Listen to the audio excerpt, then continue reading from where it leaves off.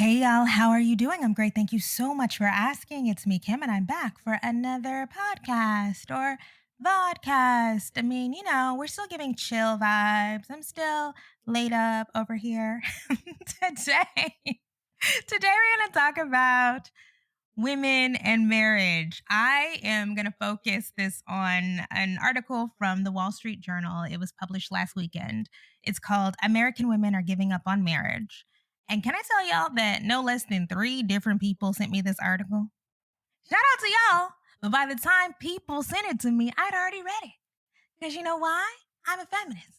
And feminists are deeply invested in the changing notions and norms around marriage. Why is that?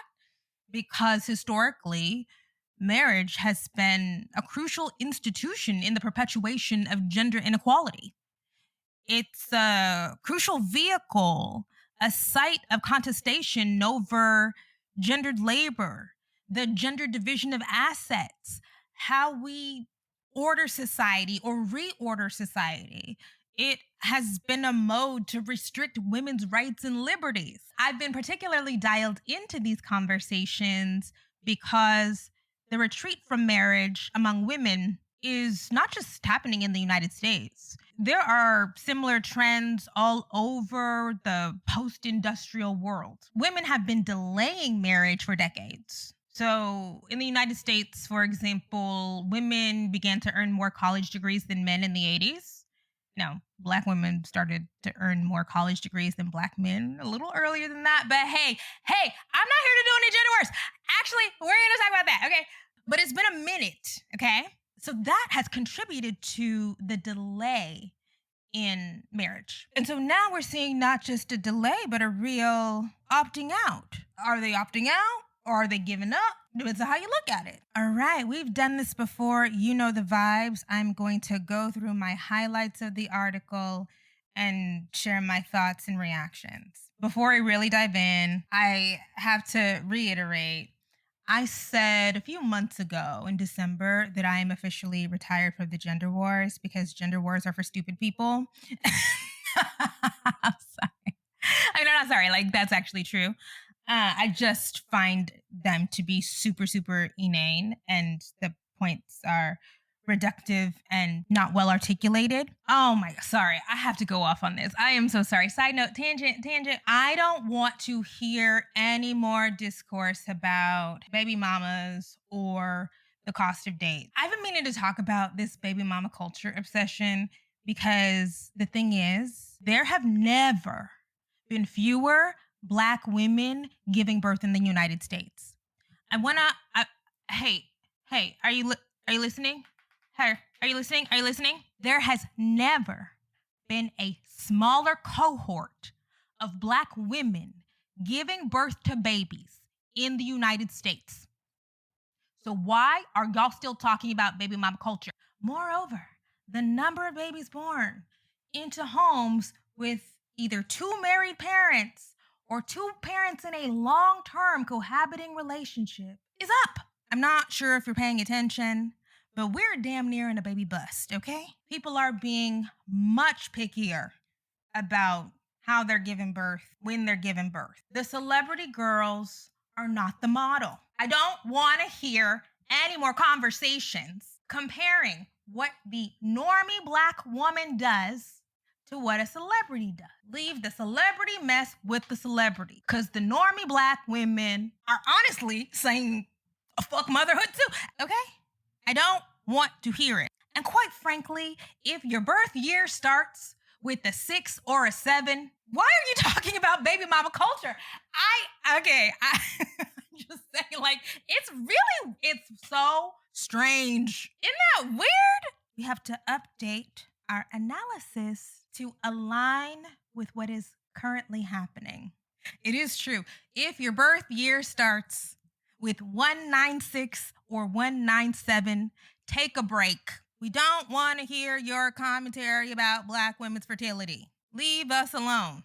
All right. Well, final thoughts on why the conversation about women, marriage and society is important is because it does impact men. Increasingly, we have accepted that when Men are not connected to communities via romantic partners and children. They are more likely to crash out. Men who feel like they don't have anything to live for are dangerous to themselves, to us, to society, to politics. So, anyway, I really don't think of these conversations as being men against women. It's not useful. And I also just don't think that that is the correct frame. I imagine these conversations to be women against patriarchy, but also men against patriarchy, but also men against feminism, right? Like, ooh, tangent. I am trying to work through this, but there is something happening contemporarily in culture. It's the rise of the anti-feminist, anti-patriarchy man.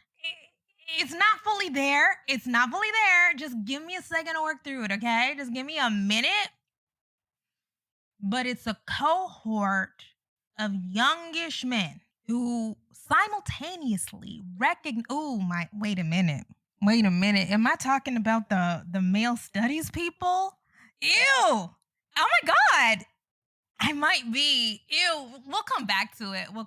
Let's come back to it. All right. Let's move on. Let's go to my my first excerpt. Oh, and before I really get into it, I have to say, this is a very normal microphone. I mean, this is the microphone that everybody has because I'm just doing chill vibes. I broke out the old school microphone. It is not big. I have small hands. I have look, I have small hands. So it just looks gigantic. Thank you very much. Hey y'all, I'm back. I'm finishing this read along up off camera because I was doing great and then the light cut out. And I said, oh no, the devil is a liar. So we're just gonna keep on trucking, doing it the old-fashioned way. Let's go for our first quote. The 29-year-old always thought she'd have found her life partner by now. Instead, she's house hunting solo and considering having kids on her own. I'm financially self-sufficient enough to do these things myself, said Vorlachek, a Boston-based accountant. I'm willing to accept being single versus settling for someone who isn't the right fit. She sees her plans for an independent future as making the best of a lousy situation. I don't want to sit here and say I'm 100% happy, Vorlachek said, but I feel happier just accepting my reality. It's mentally and emotionally a sense of peace. Okay, this is important. I want to underscore that I don't imagine this current fight and fallout being men against women. I imagine it as being women and a whole bunch of men being against patriarchy and really what Bell Hooks said, imperialist, white supremacist, capitalist patriarchy. But people are mostly reacting to the way that capitalism structures patriarchy and determines worth and value. The problem, of course, is that the men don't know that they're in a fight against patriarchy. It is so fascinating because when you listen to some of the most disenfranchised men talk, or the most aggrieved men, I mean, even men who would technically be middle class feel the pinch. They feel the squeeze because the money is just not doing what it needs to do for so many people. And that insecurity, that instability, that precarity makes them hesitant in the dating pool, and it makes women hesitant to engage with them. Honestly, people don't want to struggle in a marriage, or women don't want to struggle in a marriage. Like, why would you? No. So once the men figure out that it is us against patriarchy, us against capitalism, then things will be better. How likely is it that they're going to get there? I don't know. But we are in the time of the anti-patriarchy, anti-feminist man. They don't like the demands of patriarchy. They recognize that those demands are restrictive. They recognize that those demands can often be violent and exploitative. But they also don't want to embrace feminism because feminism gives women, in their mind, too much power in the dating market and within the marriage bargain. I stole the marriage bargain from a sociologist, I'm sure. I'll have to go back and look it up, but I definitely didn't come up with that. It was just at the forefront of my mind. Okay, my reaction. So I have been reading history. I notice people tend to avoid history books, and of course that's deeply concerning. And there's currently a fetishization of data. And you'll see content creators rattle off stat. I've said this before. But the 2 history books I just got finished reading, Marriage a History by Stephanie Coontz and Capital in the 21st Century by Thomas Piketty, or his name is not Thomas because he's French, so it's Thomas Piketty, I think, okay? And it was so fortuitous that I encountered those 2 books at the same time because since the 70s, men's wages have stagnated and women's wages have grown because of the changing structure of the labor force. In other words, the move from manufacturing to services to knowledge work. And that move, that transition privileges degreed workers. And by the way, that is why Donald Trump wants to flip over the economy. He almost did it, well, in the middle of doing it. But all of this about we're bringing manufacturing back and Howard Lutnick getting on TV talking about we can make iPhones, can we? I'm not sure. Scott Bessent, who knows better, talking about bringing back the factories and how we need to restore the dignity of the American worker. Of course, we need to restore the dignity of the American worker. The question is, can that be done? This fake-ass attempt to reshore manufacturing? No, it can't. No, the answer is no. But Trump knows where his bread is buttered, and that's what you got to give it to him for. He knows that there is millions of disenfranchised, disaffected men who have been priced out of marriage and priced out of family. And they're also angry and they're depressed because they don't see a future where they will even have the opportunity to move up. And in order to stymie that, when Trump is talking about bring the dignity back to the American worker, he's gesturing toward them because those men are interested in bringing the manufacturing back, the manual labor jobs, because they don't want to go to college or college is out of reach. I do want to underscore, I understand that college is out of reach for many people because it is expensive. I'm trying to be better about acknowledging my blind spot because I got a great education. Sometimes I forget a lot of people had horrible educations. And so they can't do great on entrance exams. In fact, when I was reading about the difficulty the U.S. military currently has in recruiting young people, one of the barriers is they can't pass the tests. So they're having to go through remedial programs and pre-military summer school so that they can either lose weight or pass the tests. It's not looking great, y'all. Next quote. American women have never been this resigned to staying single. They are responding to major demographic shifts, including huge and growing gender gaps in economic and educational attainment, political affiliation, and beliefs about what a family should look like. Quote, these numbers aren't netting out, said Daniel Cox, director of the Survey Center at the American Enterprise Institute, a conservative think tank. He ticked off the data points. More women than men are attending college, buying houses, and focusing on their friendships and career over dating and marriage. There are a few things happening right now in the United States that on its face are perplexing. First is the fact that educated people are the group in the United States most likely to marry and stay married. And there are now more educated people in the United States than ever before. Yet the marriage and fertility rates across the board in every racial category, except Latinos, continues to decline. By the way, we live in the globalized world, so we do see these trends all over the place, especially in post-industrial nations. But it's not just the white countries. India is also facing a population crisis. You're not going to believe me if you've never encountered this story before, but yes, India is worried that its citizens are not having enough babies. As the gender diploma gap has increased, the quality of the kind of job that you can get without a degree has decreased. There's something called the Job Quality Index from the University of Buffalo that's very instructive here, especially over the past 30 years. I think that they started measuring job quality in the early 90s. And this creates mismatches not only in the job market, But in the dating market, in marriage markets, well, for the heteros, this is a very heteronormative conversation. I'm so sorry. I know. The girls are like, Kim, we're tired of the hetero mess. The heterosexuals are in trouble. The heterosexuals are losing their shit right now. They're melting down. Okay? So I'm sorry. Speaking of that, the gender diploma gap thing is nuanced because gay men not only earn more undergraduate degrees than straight men, but they earn twice as many professional degrees as straight men. That same disparity does not exist for gay women and straight women. In fact, gay women earn fewer degrees than straight women. Now we can think through what is going on there. But I think if we really spend time with it, people's heads would explode because it forces them to question the concept of gender, the construction of gender, what it means, what it does, how it operates. Maybe that's a little more complex.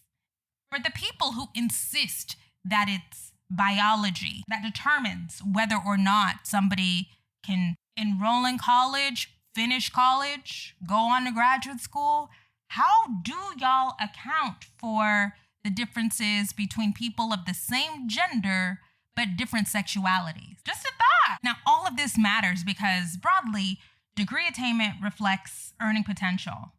But like Cox said, and they've been quoting Daniel Cox everywhere. Here, there, everywhere, you will see Daniel Cox talking about the dating and marriage and fertility crisis in the United States. We don't support the American Enterprise Institute over here, but they're definitely invested for obvious reasons. And in the quote, Cox highlights that other things matter too. What we're also seeing is degree polarization, meaning the worldview and outlook of people who go to college and those who don't barely overlap. Oh my gosh, I'm really trying not to spend all of my time talking about Trump, but a narrative that has consistently frustrated me is the complete misrepresentation of the meaning of white women's votes last year. And I've touched on this publicly before, but let's spend some time with it. If you look closely at the breakdown of white women and who they voted for, which is really important because there are so many white women who vote in the United States, I think, y'all are so smart. So if I get this wrong, y'all correct me down below. But there are over 100 million white women who cast ballots in the United States, right? For some reason in my mind, the number 109 million is popping up. Is that right? If so, shout out to my brain. Shout out to that fake photographic memory. But yes, because the group of white women is so big, you gotta break it down. And so when you break it down and look at the kinds of white women who voted for Trump, it's not the best and brightest. Okay, wait, I shouldn't say that. I meant that, but I shouldn't say that. It's not the people who are doing the best in the current social order and in this current economy. The women Trump voters are among the worst off. I am sure that y'all saw, or maybe you didn't, there was reporting before the election that contained interviews with people, and there was poor whites, okay? And I remember one particular video that was in Pennsylvania, and there was a white woman talking about, I sure hope Trump doesn't cut my housing vouchers or my ACA subsidies or my Medicaid. I was like, oh, okay. All right, girl. We'll see how that works out for you. Yes, it's a lot of those. What is it? The Wages of Whiteness by Roediger.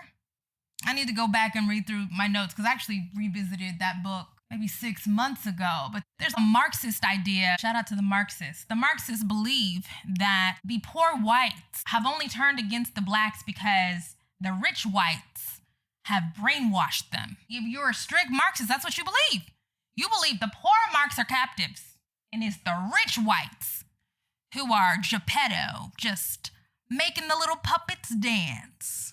And what Roediger, or is it Roedinger? I think it's Roediger, explores in The Wages of Whiteness. And of course, Negroes have talked about this before. In fact, my favorite, W.E.B. Du Bois, talked about this in Black Reconstruction. Oh, I'm sorry. I'm just trying to go off the top of my head. But I think it is Black Reconstruction where Du Bois talks about, I'm just going to say that for right now. But he definitely talked about the psychological gains of whiteness. But yeah, no, it's not the upper class, powerful whites pulling the strings. What Roediger explores are the psychological comforts of knowing that there's always going to be somebody under you. But also, those psychological comforts have until very recently economic comforts, material comforts. The whiteness used to work a lot better, but now it doesn't. And of course, that's how we get here. The Washington Post did a whole article a few weeks ago, or a couple months ago, maybe it was February. It was February because that is when all of the layoffs started, the Doge layoffs. And it was about a white woman who was married. We always have to say, just so you know, she was married. Her name was Riley Cooper, I believe. And she was basically melting down because she worked at the Forest Service and her job got cut. She made $40,000 a year. She just finished a graduate degree and she was all set to get a promotion, so maybe she could be bumped up to a whopping $60,000 a year or something. And she really needed that good government job because she needed the benefits. She needed the health care. She says that she believed Trump when he said on the campaign trail that he was going to make IVF free. Now, Riley, you're stupid as fuck, because we all knew he wasn't going to do that. But I guess Riley knows now that she was dumb as fuck. If she really thought that Donald Trump was invested in not only protecting her good government job with healthcare benefits, but making IVF free. Dumbass.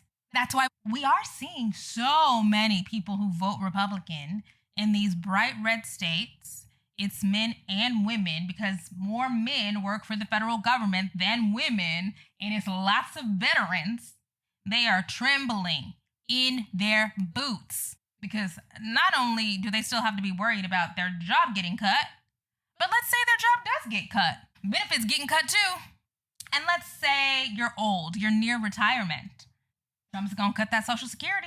He's gonna cut that Medicaid right on up, because they need that stuff like everybody else needs that stuff. I don't know why it has to be said with regard to the political decisions of white women, but white women are not, by and large, smarter than black women. Like, when you're holding up white women as, oh, black women, this is what y'all should do, baby, they're struggling too.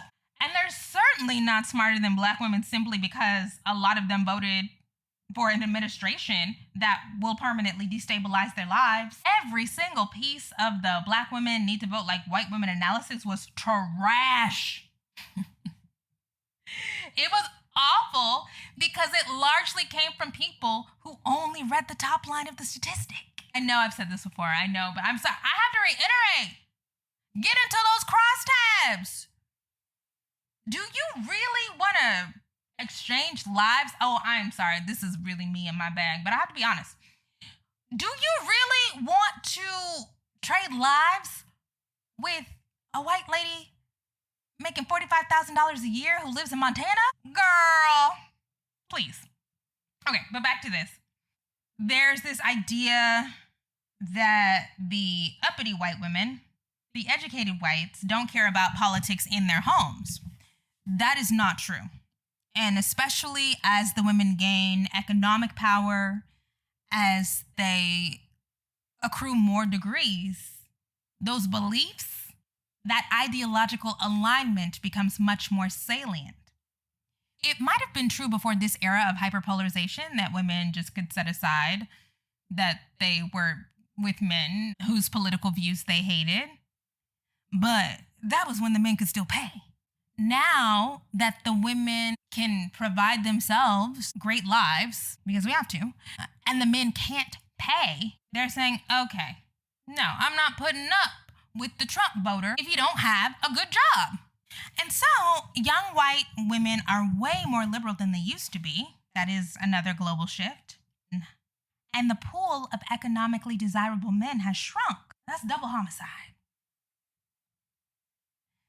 Now, guess who's been dealing with that double homicide for decades? I won't say it. But I will also say that this Sturm and Drang, this national crisis about the loss of manufacturing is quite fascinating to me, who has understood how deeply the loss of manufacturing harmed Black communities. If you're white, your analysis of how the manufacturing jobs left and it left these rural communities destitute, that starts for you in the mid-'80s. But if you're Black, it starts 15 years earlier, and it wasn't a cause for national action. Okay, next quote. Quote, stories of women complaining about the lack of quality men have long infused pop culture, from Pride and Prejudice to Taylor Swift's oeuvre. Yet women throughout history rarely question whether finding and securing a romantic partner should be a primary goal of adulthood. This seems to be changing. Over half of single women said they believed they were happier than their married counterparts in a 2024 AEI survey. Remember, AEI is American Enterprise Institute. Of 5,837 adults, just over a third of surveyed single men said the same. A 2022 Pew survey of single adults showed only 34% of single women were looking for romance, compared with 54% of single men, down from 38% and 61% in 2019. Men were also more likely than women to say they were worried that nobody would want to date them. What do I think explains the difference between women and men? I'm not exactly sure. If I had to guess, being a wife looks a lot worse than being a husband. Being a husband kind of looks great. I'm going to be honest with you. Being a wife seems like a lot of work. All right, this is going to be highlight inception because I've inserted here a quote from my new favorite book, Marriage: A History by Stephanie Kuntz. Yet the exaltation of romantic love also made some people, especially women, more hesitant to marry. Many 19th century women went through a marriage trauma, worrying about what would happen if a spouse did not live up to their high ideals. Such disparate characters as Catherine Sedgwick, the great defender of domesticity, and Susan B. Anthony, the future leader of the women's suffrage movement, had recurrent nightmares about marrying unworthy men. In the end, neither ever married. Rates of lifelong singlehood, which had fallen in the 18th century, rose again in America and Britain as the century wore on. Quote, better single than miserably married was a popular catchphrase in the era, and women repeated it to one another when they became discouraged in their search for romance. So I have here that this is from page 179. Doesn't that sound familiar? Again, this is why it's so good to read history. And by the way, this is why I am so on it's the economy stupid train, because this shift that Kuntz is talking about is the industrial shift. Now we're in a new shift economically, technologically, and women have flourished. And now, yes, better single than miserably married, that could be written yesterday. I'm sure somebody made a meme that said better single than miserably married this week. Because that is the popular idea, especially among the millennials. In the book, Kuntz talks about a process called démariage, and that would be the complete deinstitutionalization of marriage. The idea that as fewer people get married, it becomes less important in life, and the institution of marriage gets sidelined or set aside. I don't think that will ever happen in the United States because people are too religious. And the way that the U.S. legal system is set up, marriage in the U.S. confers way more benefits than it does in other parts of the world. Do you ever wonder why so much of the gender wars conversation is rooted in the United States? Because even though these trends are global, marriage is still a super special, elevated institution in the United States in ways that it's just not in other parts of the world, particularly Europe. It's just not. Okay, my next quote. Quote, more nuanced surveys show that single women appear less interested in getting married now than they used to be. They also seem less keen to getting hitched than their male peers. In a 2023 Pew Research Center survey of 5,073 U.S. adults, 48% of women said that being married was not too or not at all important for a fulfilling life, compared with 39% of men, up from 31% and 28% in 2019. In a 2024 Wall Street Journal NORC poll, 58% of women aged 18 to 29 said marriage was at least somewhat essential to their vision of the American dream, compared with 66% of men. Now, I again am not shocked or surprised by the gender gap there, but I was kind of surprised by how big the jump up was in 5 years. So in 2019, 31% of women said that being married was not too or not at all important for a fulfilling life. That jumped up to 48% by 2023. That's a big jump in 4 years. What happened? Is it COVID? Is that why women's minds are changing so quickly? I'm so fascinated by that. I actually don't have an answer off the top of my head. My next highlight. To the extent that some women are staying single because this is what they want, that's great, said Kearney. But we have to take seriously the likelihood that many are doing it as a plan B because they're not finding what they're looking for. And that should make us concerned. Oh, I'm glad that they included Melissa Kearney because she has been talking about fertility and partnership and marriage for years. And she wrote a very controversial book that I did read called The Two-Parent Privilege. She's trying to get the girls married. She's trying to tell us that if y'all don't get your two-parent homes, your kids are going to suffer. It's actually not that simple, but we don't have time to get into that.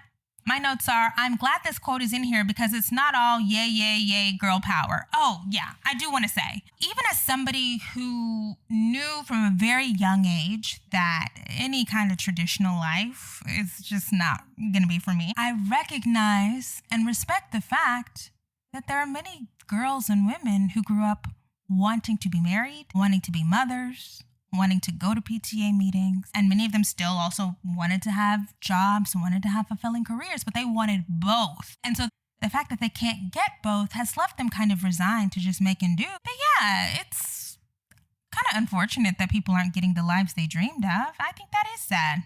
Next, this excerpt is called Dating as Emotional Labor. Quote, Katie spent the first half of 2024 going on 3 or 4 dates a week with men she met on apps such as Hinge and Bumble, in the hopes of finding a husband before turning 30. By the end of the year, she had ramped down the search, calling it, quote, the only thing you can put 10,000 hours into and end up right where you started. Many of the men Katie met, she said, either seemed turned off by her ambition or weren't career-oriented enough for her. She felt discouraged by just how many of her male friends similarly said they expect their future wives to prioritize their families over their jobs. So again, there's that ideology mismatch. Now, men who graduate from college are much more likely to believe in egalitarianism. They are much more likely to embrace the ideas of equitable partnership. Like, this is not 50 years ago where the men want to date or marry secretaries or whatever. Like, they want to marry girl bosses. They just don't want the girl bosses to be girl bosses in the home. Like, that's another thing. Because men are also status oriented, they want to marry girl bosses. They want to marry the women who went to the school they went to, who have the degrees that they have, but they want those women to say, I'm going to give it all up for you. I don't want to put too many people that I know IRL's business out there, but I know a couple of people married to very successful men who could easily finance their lives, and they had to fight to go back to work. In your own home, you gotta fight. But yeah, it is a thing.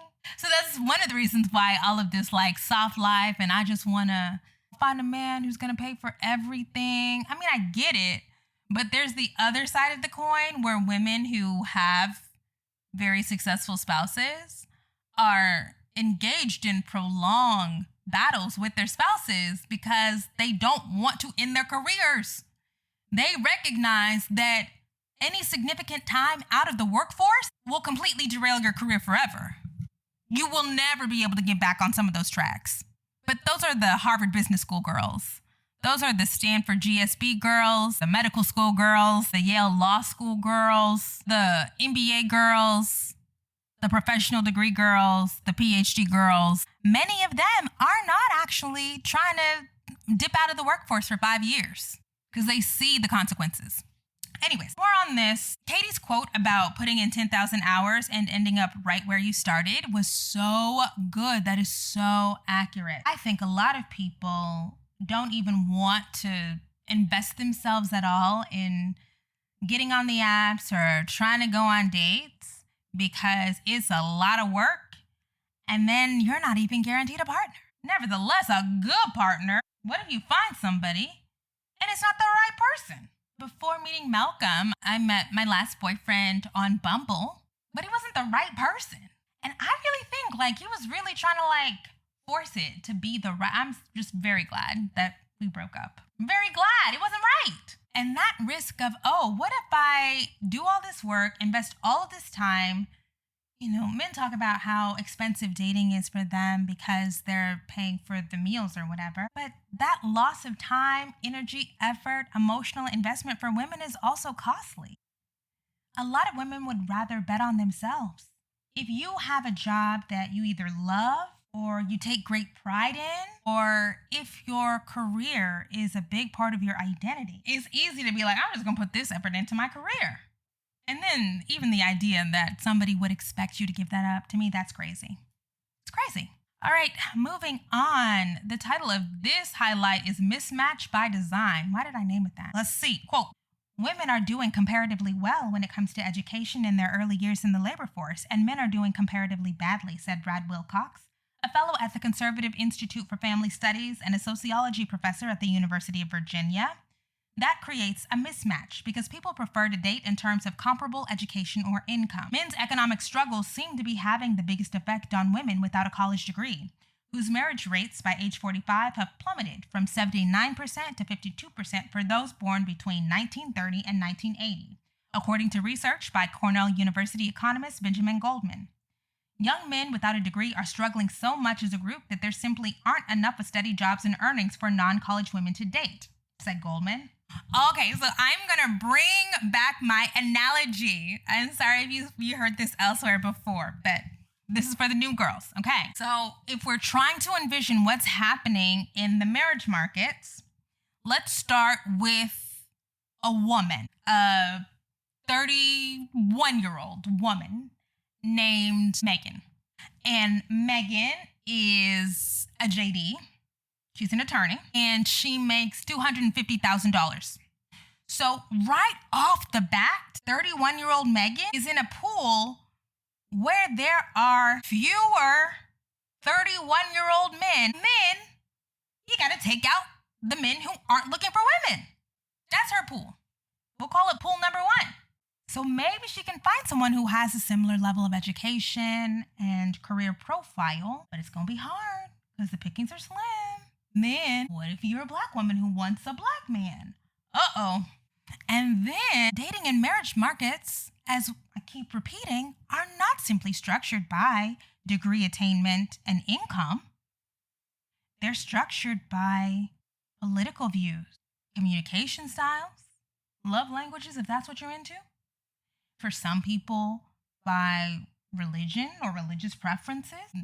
And then you got to work in all of the other random stuff that people use to X people out of their dating pool, right? You have to factor in the intangible, the butterflies, the chemistry part of it. Haven't you ever been out with somebody or even dated somebody where everything was right technically, but y'all didn't have the spark? Y'all didn't have the chemistry.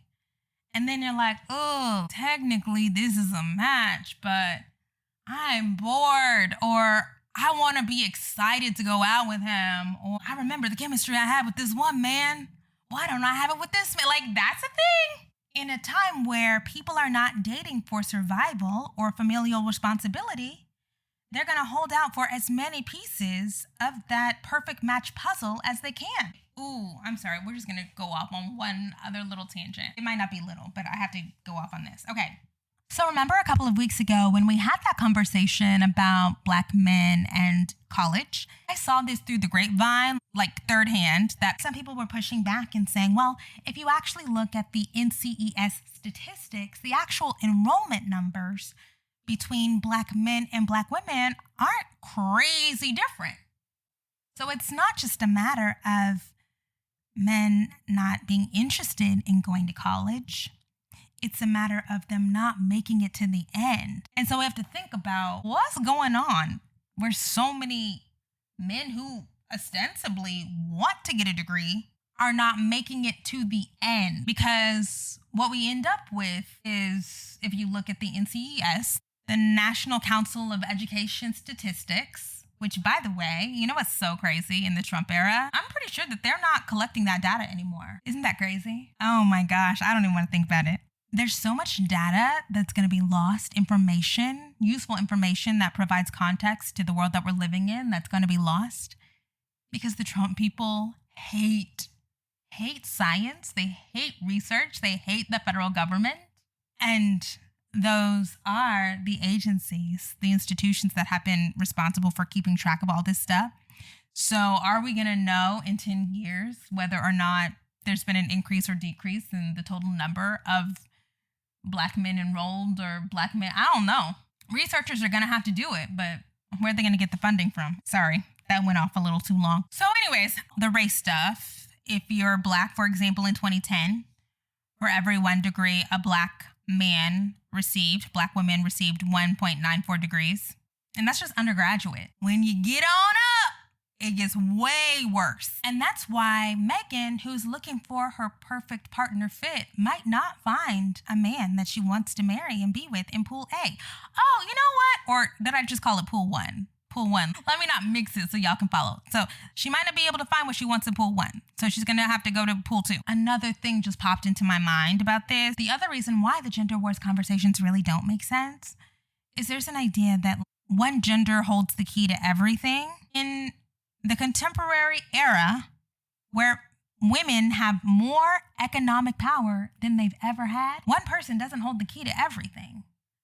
Neither party completely holds the key to sex, and neither party completely holds the key to marriage. In a world where partnership is normalized, men have to choose women, but women also have to choose the men. They have to choose each other. And because, as I said, the educated men are more likely to believe in this idea of egalitarianism in 2025, they're choosing each other. So anyways, back to my metaphor. Pool 1 is not looking so great for Megan, so she has to go on over to pool 2. And pool 2 is the high earner undergraduate degree pool. But she does find a boo in the high earner undergraduate degree pool. And that's great for Megan. We love that for her. We send her a wedding gift. But Megan just took a clearly desirable man out of pool 2. And so then there are fewer desirable men in the undergraduate degree high earner pool for the undergraduate degree high earner women.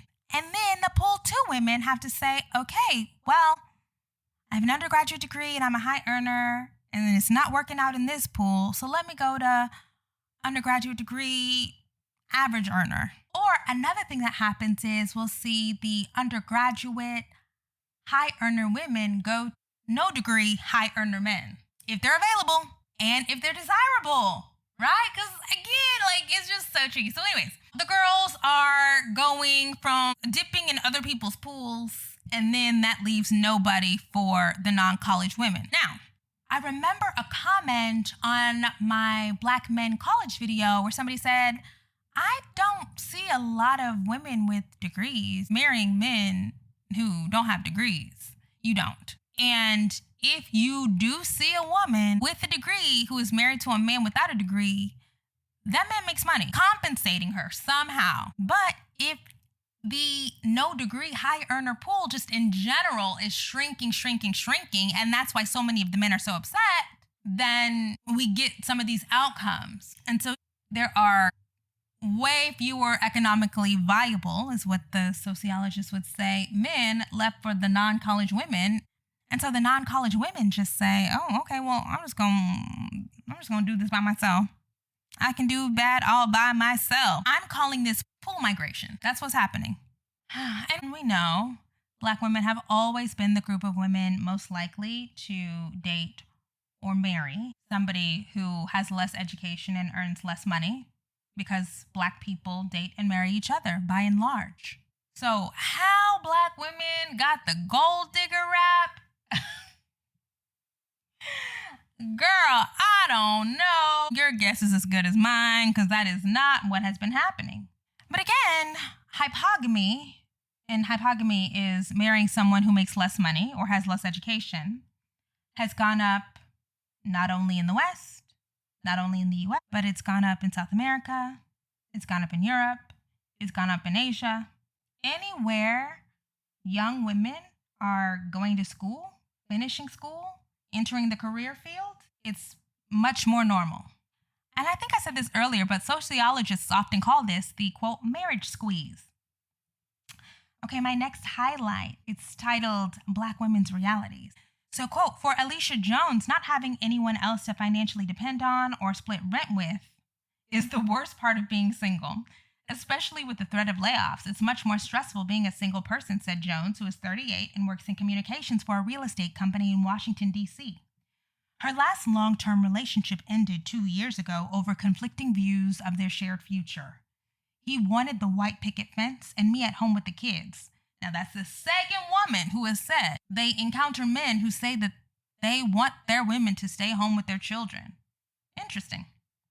Jones said, this despite the fact that her salary was nearly 50% higher than his. Now, how crazy is that? That's just, come on, that's not even logical. What happened to the logical gender or the logical sex or whatever? Alicia is 38, so if you do the rough math, she probably graduated from college around 2009. In 1980, the ratio of college degrees earned by Black women to those earned by Black men was 1.48. By 2010, that number had jumped to 1.94. That is a 46% increase. That's a dramatic widening of the educational gap between Black women and men. That is a huge jump in that ratio. For comparison, the ratio of college degrees earned by white women to white men in 1980 was 0.99, so right around 1 to 1. And in 2010, it was 1.27, and it's climbing. In fact, I think now for every undergraduate degree a white man earns, white women are afforded, I think, 1.6. Honestly, when I saw that ratio, I said, oh, that's more than I thought. I thought it would be, at this point, maybe 1.5. But no, babe, we're up to 1.6. It's climbing. It's climbing. So I'm thinking back to that Pew Research data that I mentioned, like, oh, that was a really big jump in the number of women who said that you don't have to be married to live a great life in only 4 years. I think a part of that is that huge jump in a very short period of time for white women. There's this clip, and I didn't watch the full episode, but Diary of a CEO hosted this conversation with Scott Galloway and some other woman. I really have no idea who she is. And she was talking about the dating and marriage market mismatches that women are encountering. And a part of her thesis is in this little 2-minute clip that I saw was that there are so many more women with college degrees than men. And she said in a very concerned voice, and soon that ratio is going to be 2 to 1. Like, can you believe it? Like, that's insane. And I'm like, babe, it's been 2 to 1 for Black people for 25 years. I keep citing that 1.94 number, which is from 2010. But if you go back to the year 2000, it's 1.92. That's what I'm saying. The urgency with which people are having this conversation, it's good and it's ultimately helpful. But as a Black person who has been looking at the numbers for, when did I enter into college? Almost 20 years ago, which is so nuts. For 20 years, who has been in these conversations, read the books, listened to some of the most brilliant minds in social science research talk about these issues. It's like, girl, y'all are late. Next, I think this is my final one. The title says Single Mom by Choice, my next highlight. Quote, realizing she was rushing into relationships out of fear of running out her biological clock and that her favorite part of dating had become debriefing with her friends the next day, she decided to separate her desire to find a partner from her desire to become a mom. Nui, who splits her time between New York City and San Diego, has lately spent hours researching the, quote, Single Mothers by Choice movement and started saving for a baby with a high-yield savings account. She says, parenthood and romantic love don't have to be intrinsically linked. I believe that this is a young Indian American woman. I don't know if this is controversial, but I do believe it. Choosing no father for your child is better than choosing a bad father.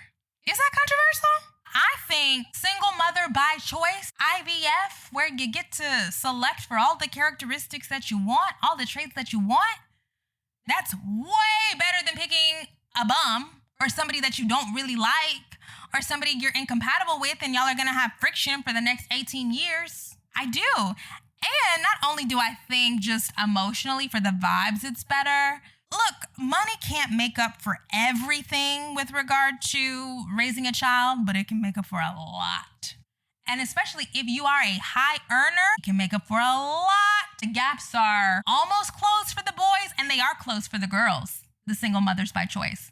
The high earners, the girls do just as well. I am of the belief that if you have a deep desire to be a mom and you can swing it, and that's the other thing about if you can swing it. I also, when I was looking this up last year, there is good research about how, okay, you picked a bum or you pick somebody who you don't really want to co-parent with, bringing in a parent replacement like a grandparent is an effective supplement. It is an effective substitute. I'm so glad people are doing this research. So if you're a high earner and you can bring in a grandma, a grandpa to be the surrogate or substitute co-parent, and they are present and they are stable and you have resources, your kids are going to be fine. Really what we see time and time again, it's the instability. It's the instability that fucks kids up. It's a lot of that shit is divorce. Like, divorce is traumatic on children.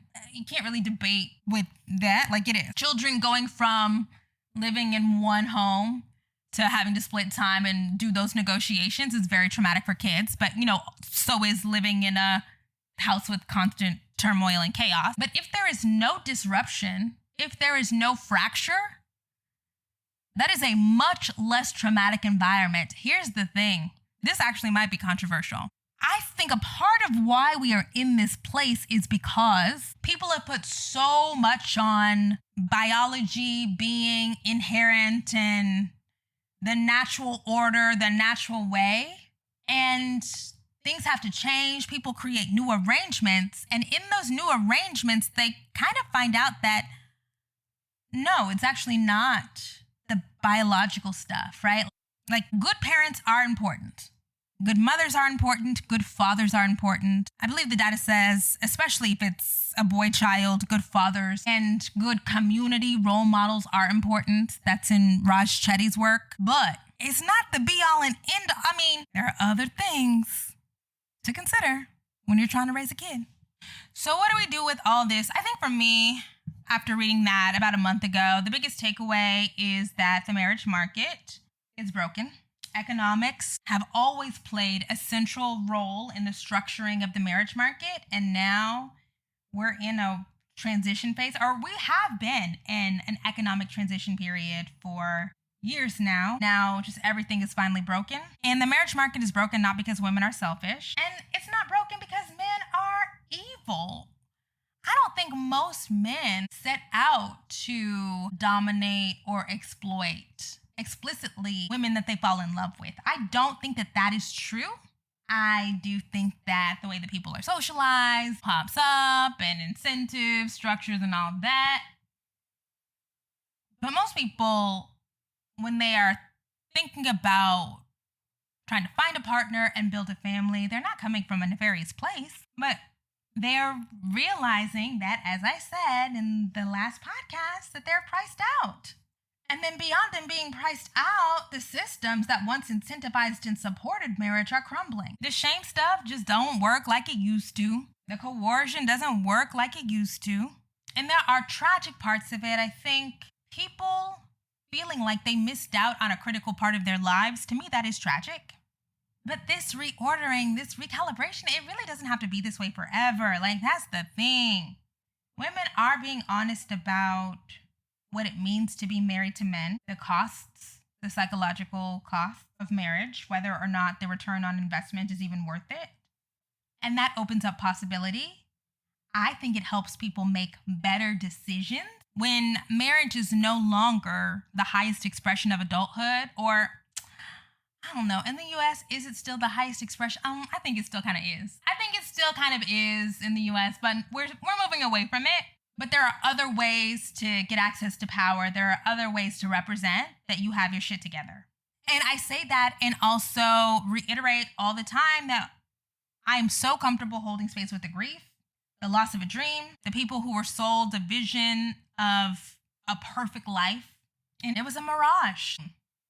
This whole time, my position is that women are not going to be able to girl boss their way through the grief and sense of loss that accompanies not being able to find your person, not being able to experience the fairy tale romance that you always envisioned. And we don't have to pretend like being responsible for everything is so fun. I've literally talked about this in therapy recently. Like, being the decider all the time is not fun. That's why I try to offload as much of that as possible.